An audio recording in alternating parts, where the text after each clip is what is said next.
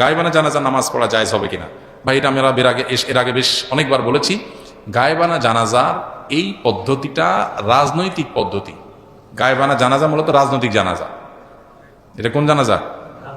রাজনৈতিক জানাজা।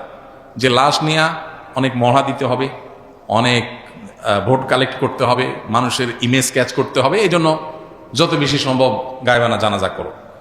নবী করিম সাল্লাল্লাহু আলাইহি সাল্লাম গায়েবানা জানাজা পড়েছেন, যার তিনি ছিলেন কে? নাজাশী।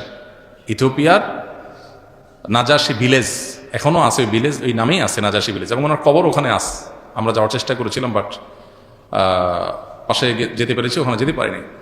তো নাজাশী বাদশাহ তিনি ইসলাম গ্রহণ করেছেন, কিন্তু তিনি যেখানে মারা গেছেন সেখানে কোনো মুসলমান ছিল না, তার জানাজা হয়নি। তাকে দাফন করা হয়েছে খ্রিস্টানদের পদ্ধতিতে। নবী সাল্লাল্লাহু আলাইহি সাল্লাম তখন মদিনা থেকে তার গায়েবানা জানাজা পড়েছেন, কারণ তার জানাজা হয়নি। এই জন্য ফুকাহা একরাম বলেন, কারোর যদি কোনো মুসলমানের কোথাও মৃত্যু হয়েছে, সেখানে জানাজা হয় নাই, তাহলে দূর থেকে অন্য মুসলমানরা তার জানাজা গায়েবানা পড়বে, এটা ঠিক আছে। কিন্তু একটা আস্ত জানাজা হয়েছে, এখন আরো 500 জানাজা পড়তেছেন, কি গায়েবানা জানাজা, এটা শরিয়া অনুমোদন করে না।